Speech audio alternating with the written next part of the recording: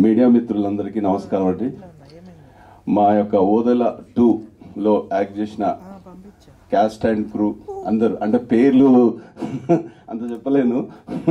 అందరికీ నా ధన్యవాదాలు. ఎందుకంటే మీ కోఆపరేషన్ చాలా బాగుంది.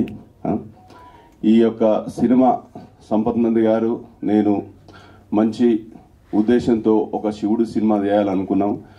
ఒక మంచి టెక్నీషియన్స్ ఏంటంటే ఫస్ట్ మూవీ ఒక తమ్మన్న గారు, ఒక డిఓపి మన ప్లస్ అజనీష్ గారు, మంచి మంచి టెక్నికల్ వాల్యూస్ ఉన్న ఇంతమందితో వర్క్ చేయడం, అశోక్ అలాగే మన తమ్మన్న, ఇంత మంచి ఫస్ట్ మూవీ ఇంత మంచి ఉద్దేశంతో ఒక శివుడితో అంటే ఇందులో చాలా జరిగాయండి.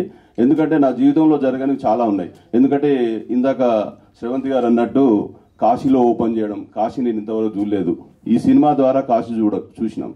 144 ఇయర్స్కి ఒకసారి మహాకుంభమేళ అక్కడ కూడా వెళ్ళాము. టీజర్ లాంచ్, చాలా సినిమాలు ఏంటంటే ఎన్నో సినిమాలు తీసిరు కానీ ఇంతవరకు అక్కడ ఒక్క సినిమా కూడా చేయలేదు.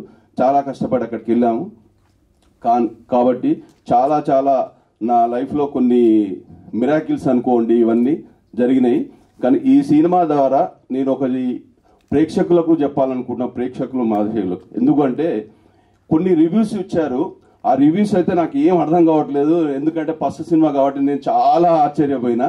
ఎందుకంటే ఈ మూవీ చూసి బయటకు వచ్చిన ఆడియన్స్ అడిగితే వాళ్ళు చాలా ఎక్సైట్ అయ్యారు. ఒక్కరు కూడా బాగాలేదు అనలేదు.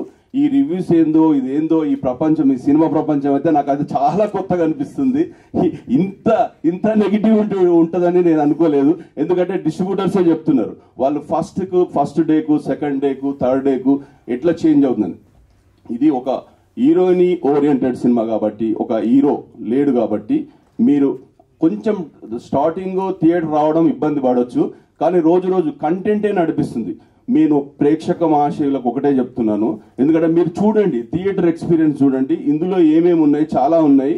ఈ ఎక్స్పీరియన్స్ మీరు బయటకు వచ్చాక, సినిమా చూసి బయటకు వచ్చాక బాగలేదనండి అప్పుడు ఒప్పుకుంటాను. ఎందుకంటే ఈ రివ్యూస్ వల్ల దానివల్ల చాలా నెగిటివిటీ చేస్తున్నారు. అది మంచి పద్ధతి కాదు. కానీ ప్రేక్షకులు థియేటర్కి వచ్చి చూస్తారని నేను ఆశిస్తూ సార్ మీకు చెప్పేంత దాన్ని కాదు.